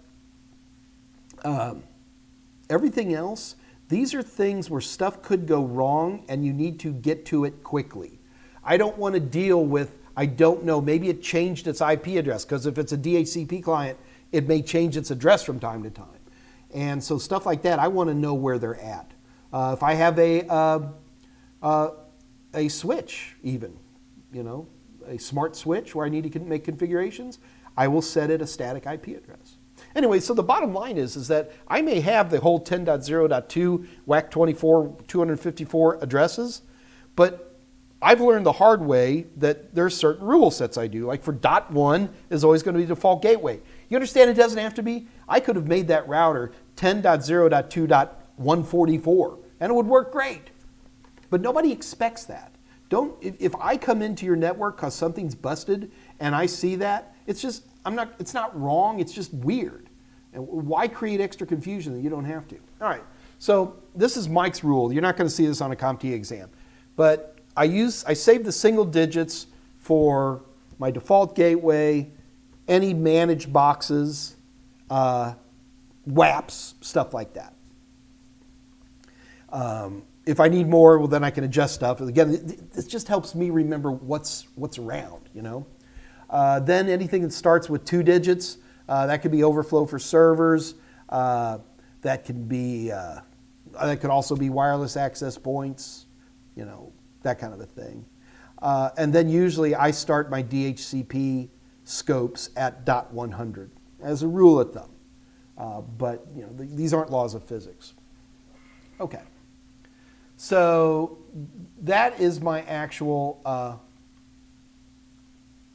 address pool. Now, address leases are anybody who's currently hooking to this. Right now, there isn't anybody. The next one is reservations. And okay, let's talk about reservations. Oh, I wasn't showing that to you. Let me go back real quick. Sorry. It's written so small. So address pool, that's my little tiny address pool of only 20. Address leases is anybody who's currently leasing off of it. And reservations are things that I set aside, okay? So if I wanted to add a reservation, well, let's talk about what a reservation is first. To me, anybody who has a DHCP scope reservation means they haven't set their network up right. But let's say you got a camera that's on 10.0.2.144. It was just set up like that before, and you don't want to change it, all right? So you have, oh, that's a bad example, 10.0.2.44. So that's inside my scope, right? Inside my address pool. So I'll set these aside so that people don't accidentally use them. They're also called exclusions, same animal. But what gets really interesting is that you get all kinds of options. Like for example, did you set your default gateway in your DHCP server on your home router? You didn't. It's because your home router knows to read where you typed in that address and type it in. Do you, DHCP servers pass out the subnet mask? Do you have to tell the DHCP server what your subnet mask is? No, because it reads the subnet mask from the LAN side of your router and it knows what to do. Did you have to set up your DNS server, which is another important piece of information that DHCP passes out?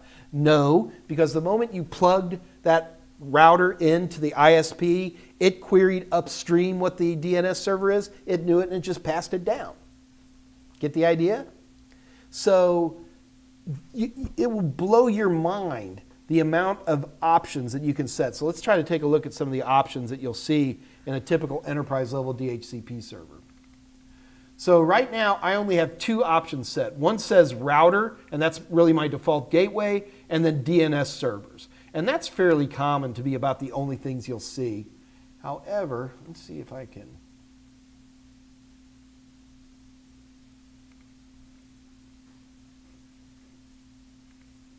Oh, that's going to be so hard to read. I'm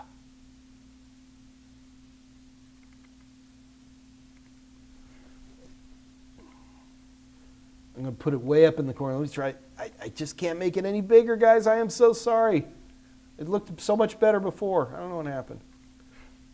All right, so I can't. I got to try one more time. No, it's massive already. Okay, so there are, I'm going to have to just have you trust me on this, but these are all the different options. Time servers, logging servers, cookie servers, host information. So a typical DHCP server can pass out gazillions of types of information way beyond just the classic, what's my IP address, what's my default gateway, what's my subnet mask, and what's my DNS. I mean, you got to have those 4 to get on the internet, right? But a heavy-duty DHCP server can do so much more than that. So a lot of people go, well, Mike, it looks like you can add another scope, but you have one scope, it's one LAN. Why would you want a second scope? Well, if I have a second scope, I can do some very cool things. Like, for example, I can set up a second scope that, so I have one scope that'll pass from 10.0.2.30 to 10.0.2.50. I can set up a second scope that passes out from 10.0.2.51 to 71. So it's almost like a failover kind of a thing. If one of the DHCPs goes down for some reason, the other one would come up, although I'd usually have 2 server systems, each set up separately. But you could do other cool stuff. Like for years at Total Seminars, we had 2 internet connections. One was kind of a slow DSL and the other one was cable, but nobody ever used the DSL because it was slow. Yeah, well, it's not slow if you're the only person on it. So I actually set up a second scope, and on that second scope, instead of putting the default gateway to the main router connection, I sent it to the other router for the other DSL connection, and I had it all to myself. So now the question people go, okay, Mike, so I can set up these 2 scopes. How do I, as a client, get to it? And here's one of these little things that nobody ever pays attention to that is so cool.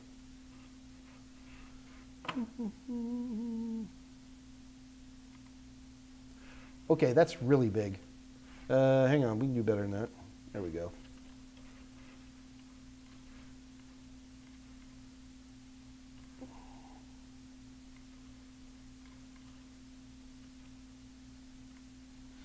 Okay, I think I make this a little bit smaller. You guys will still be able to read it. All right, so let me. All right, so what I'm going to do, we've all typed ipconfig plenty of times, right? Now, I cannot type ipconfig release or I will end the live stream. But what I can do is let's do a /?. And if you take a look, do you see these right here where it says show class ID and set class ID?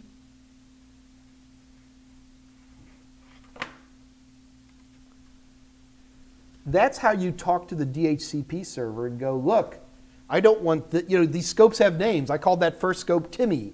And I can say on my individual client, I can type in ipconfig space set class ID Timmy.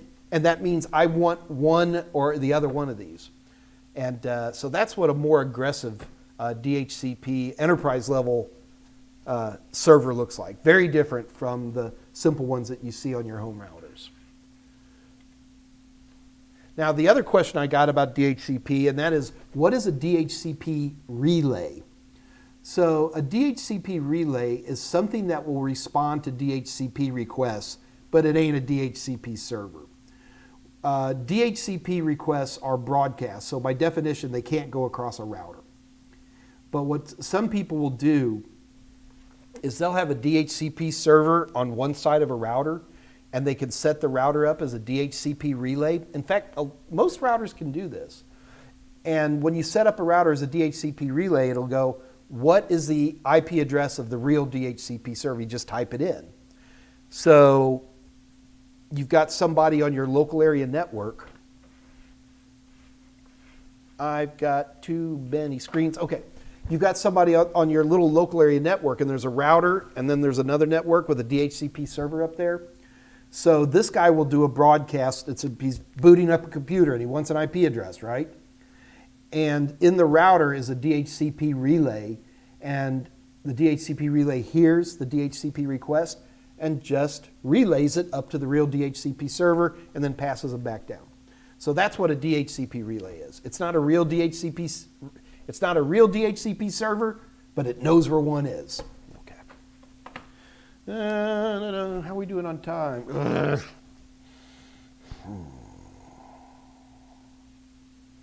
I kind of wanted to start IPv6 today.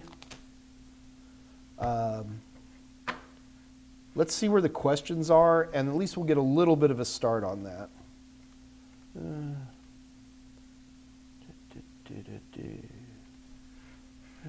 Where is everybody? Okay. Ooh, lots of questions.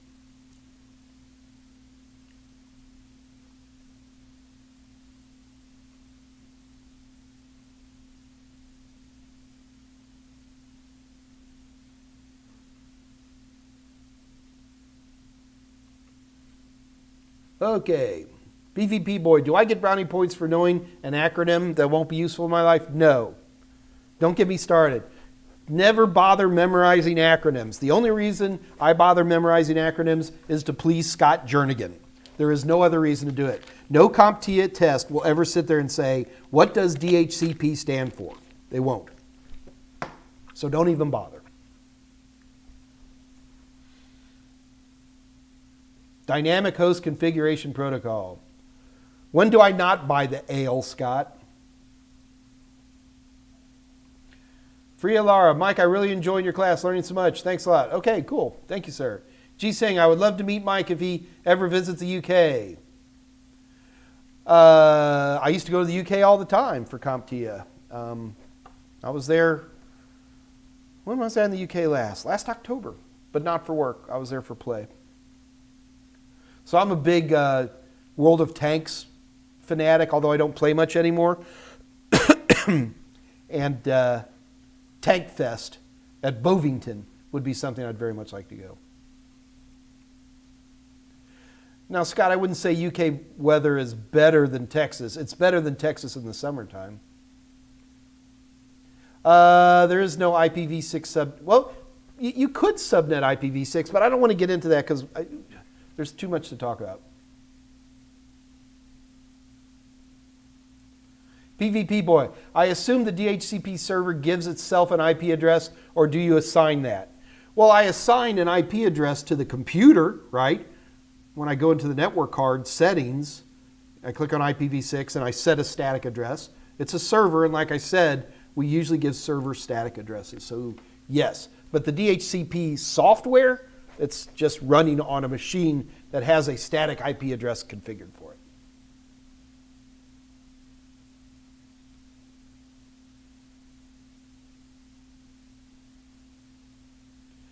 I've always wondered, when you do IPv4 subnetting, how do you ensure that they don't communicate with each other over IPv6? Well, Gino, turn off IPv6. That would do it. The only way two devices are going to communicate, well, don't want to lie here. Usually the big criteria for that is the DNS server. If a DNS server has quadruple A IPv6 addresses and IPv4 addresses, it usually will go with IPv6 first. It really depends on the operating system.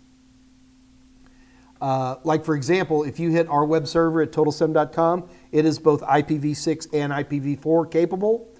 And if your individual machine can do IPv6, you'll be talking on IPv6. You just run netstat and you'll see that. But otherwise it would be IPv4. And it wouldn't be subnetting that had anything to do with that. It would just have to be the DNS servers. Because remember, your web server is just going for www.totalsem.com. It depends what the DNS servers pass back.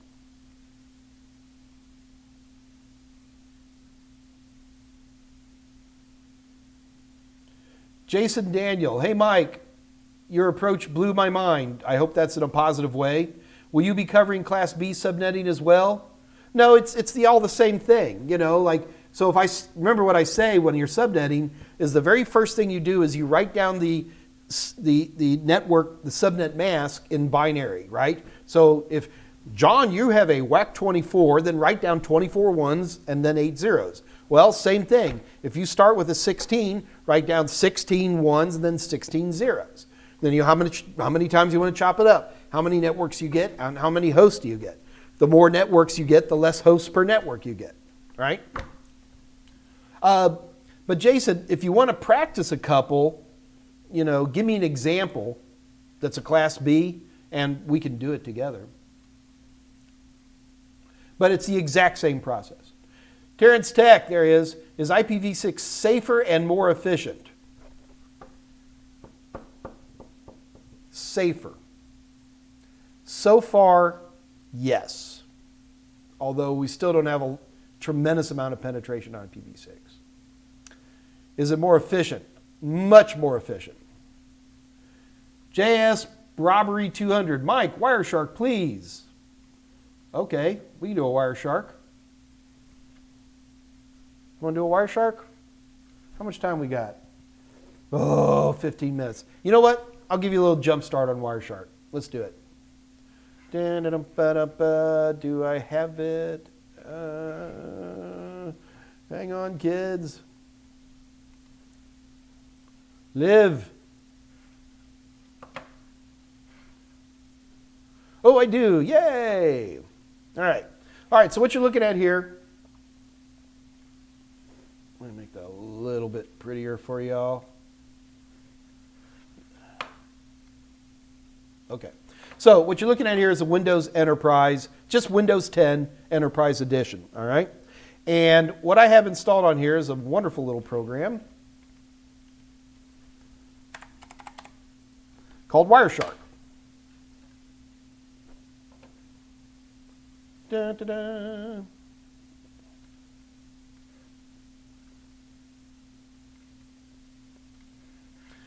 All right. WireShark is one of these tools. It's, first of all, this is all completely free. Is a, I'm going to call it a protocol analyzer because that's what would, the words that would be said on a CompTIA exam. To me, it is a packet analyzer, but I guess the differences are minimal. Anyway, WireShark has been around for a long time, probably 20 years. It is a tool which allows us to look at every packet coming in and out of our computer in great detail. So there's two parts to WireShark. The first part is the capturing tool.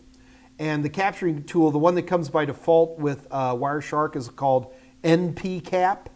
But there's another one called WinPcap, and there's another one on Linux called TCP dump. There's a bunch of them. And what these tools do is just grab everything. Grab everything going in, grab everything coming out of the computer that WireShark is running on, okay? Then they grab it, and then WireShark then has this analysis tool, this interface, which allows us to look at it and do stuff. So let's see if I can actually get this to work. Whoop, not him, him. All right. Actually, so many things running at the same time. Okay, well.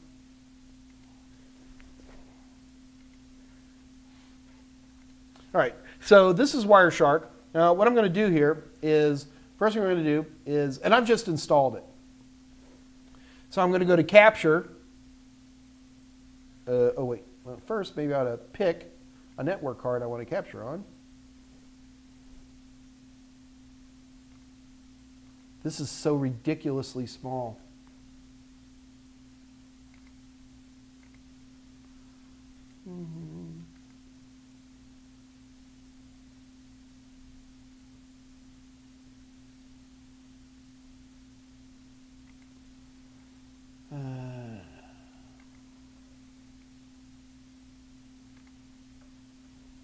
All right, now this network has almost nothing running on it, so there's not going to be a lot of data going back and forth. I can force it by like trying to open up a web page, for example. Suddenly you see a lot of data appearing. But what would be more interesting is I'm going to do this. You ready?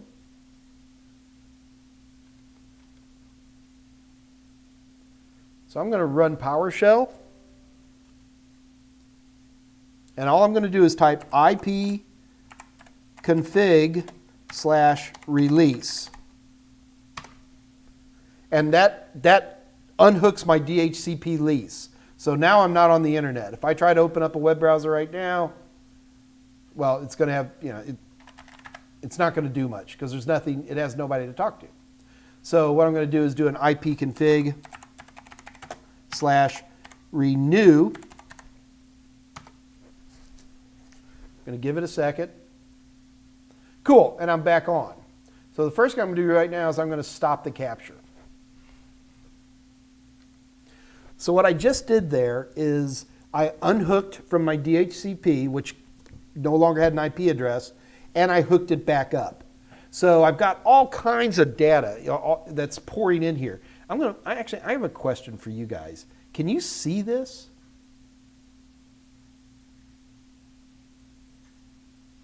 I'm going to gamble that you guys can see this. So, all right, let's just keep going. All right. So when you look at WireShark, it comes in, there's three big pieces.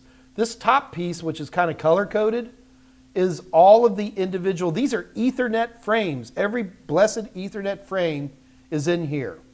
So if I click on one of these, then it breaks it down almost by OSI layer. So this top one is the actual, this is the information that WireShark uses. It's the frame information.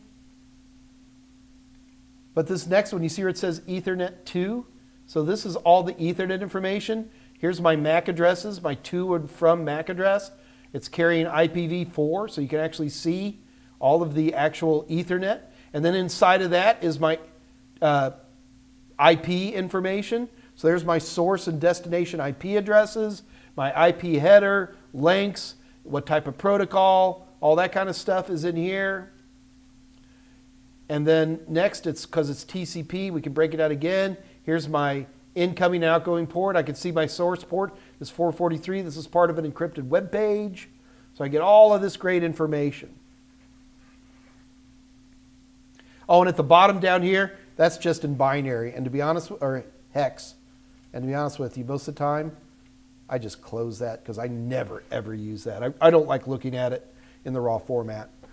I know the guy in the Matrix is looking at all the green squiggles going, yeah, I see blondes, brunettes, and redheads. I can't do that. I don't like to look at raw data if I can avoid it. So WireShark's interface, because you can actually click on any individual frame and then see the details of it in the lower frame, allows us to really get some amazing detail. So what I want to do is take a look at the DHCP. So what we're going to do here is create a filter. So what I'm going to do is I'm going to type in here. Now, you'd think you would type in DHCP, but you actually type in BOOTP. Yay, it worked. Boot P is DHCP. Just trust me on that. Okay. Same animal. So if you take a look here, we can actually see the individual conversations going back and forth. So here's me releasing it. The text is small, but I'm hoping you guys can read that. It actually says DHCP release. And that's when I typed in ipconfig/release. And here's when I typed in ipconfig/renew. So first of all, DHCP discover, and you can see it has no IP address yet, so it's all zeros, and it broadcasts it out on 255.255.255.255. And basically, here's where your computer's going, I need an IP address.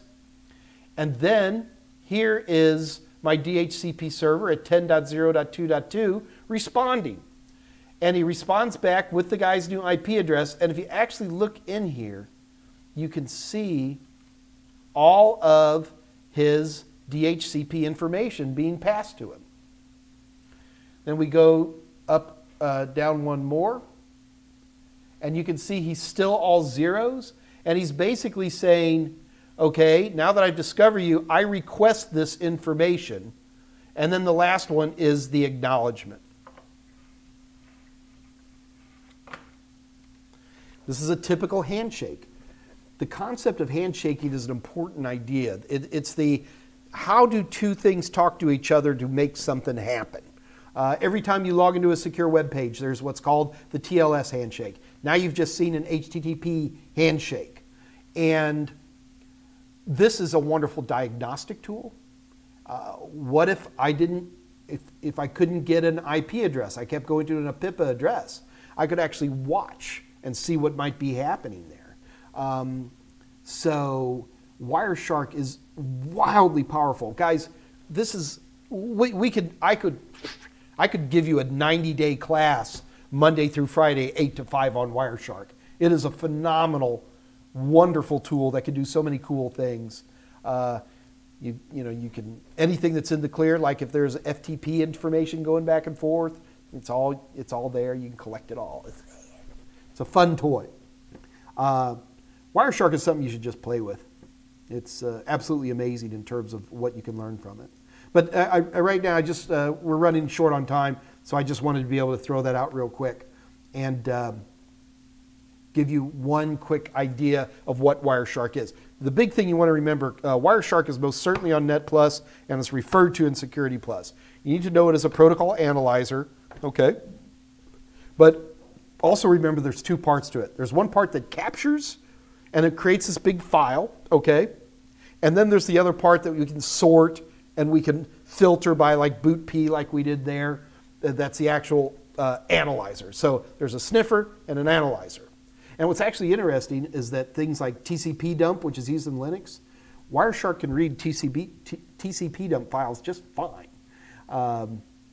So there's lots of tools like that. For wireless networks, the capture tool that comes with WireShark traditionally was not able to read wireless. You used to have third-party tools, then you would bring it in. But when I was installing this, WireShark gets updated like every 2 hours. And there was a big thing in there about wireless capture. So I am curious what that might be. I'm actually kind of excited about it. One thing you need to remember is that on a lot of network cards, keep in mind that you're connected to a switch, right? So the only thing WireShark can see is what's running between your computer and whoever you're talking to. And it can also hear any broadcast because they're out to everybody. But what if you wanted to hear everybody on the network? What if you wanted to hear what's going on between these two ports over there? Or I just want to hear everybody. And that, in those cases, what you have to do is you use, on a good switch, they'll usually have what's called a maintenance port. And with a maintenance port, it basically means send everybody's data through here. So normally a switch would only send data between the two people who are talking. But you can configure maintenance ports to listen to everybody, and that's a classic way to snoop things. But you have to have a switch that's capable of that. Most switches are capable of that. All right, so we're really running low on time. Let me see what we have left on questions.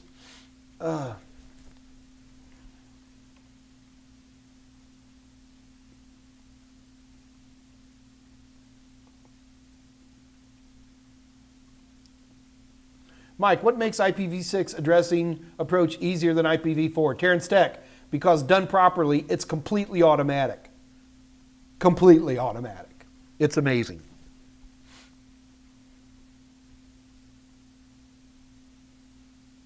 Yeah, so C. Plasman, go download a copy of WireShark and play with it. You know, you can do whatever you want. Oh, guys, we're running short on time. I want to do one more competition. I'm not sure what to do. Oh, what would be fun? Okay, for another free book. Again, we'll give you the physical book if you're in a place where it won't murder us to deliver it. Otherwise, we'll just give you an Amazon gift card. One more competition, then we're going to be done. Guys, get ready. Oh, PvP boy, I've got other tools that I use in Linux for wireless capture. I've never used WireShark for it, but there's other tools. Okay, one more. I want to give away a book.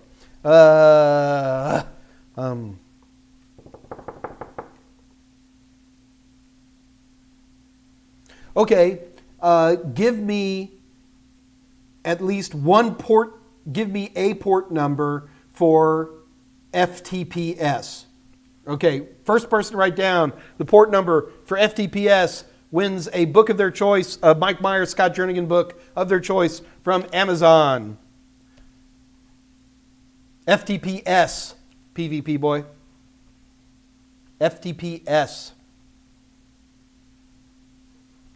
Oh, did everybody forget? You saw it when we were in netstat -a, and then when we configured it in FileZilla. It's not 21. There you go, JS Brobbery 200.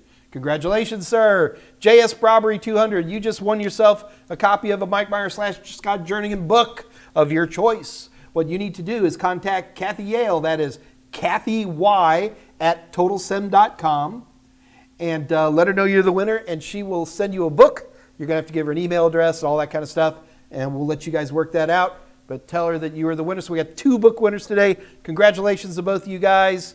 Well done to J.S. Brobbery 200. All right, with that, guys, it is 4 o'clock. I have got to go. I'm in big trouble. I have to have a meeting I don't want to have.